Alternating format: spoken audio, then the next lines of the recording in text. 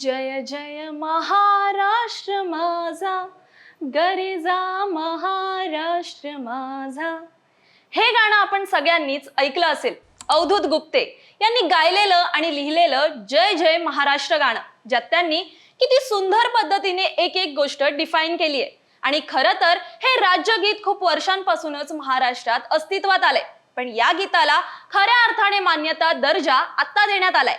हो, 19 फेब्रुवारी 2023 म्हणजेच छत्रपती शिवाजी महाराज यांच्या जयंतीला हे गीत महाराष्ट्राचे राज्यगीत म्हणून स्वीकारण्यात आलं. आता यामागचा इतिहास माहितीये का, की हे गाणं कोणी लिहिलं, कसं अस्तित्वात आलं? तर मंडळी, हे गाणं जितकं जोशपूर्ण आहे तितकीच त्याची स्टोरीही खास आहे. हे गीत लिहिलंय कवी राजा बढे यांनी आणि संगीत दिलंय श्रीनिवास खळे यांनी.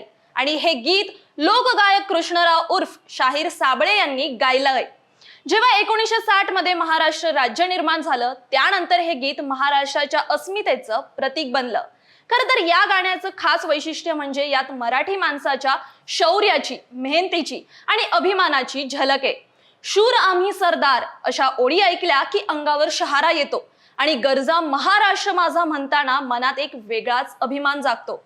आजही हे गीत शाळांमध्ये, सहकारी कार्यांमध्ये आणि विशेषतः महाराष्ट्र दिनाच्या दिवशी अभिमानाने गायलं जातं. अनेकांना हे फक्त एक जुनं गाणं वाटतं, पण ज्यांना त्याचा इतिहास माहिती आहे त्यांच्यासाठी ते ओळख आहे आपल्याच राज्याची.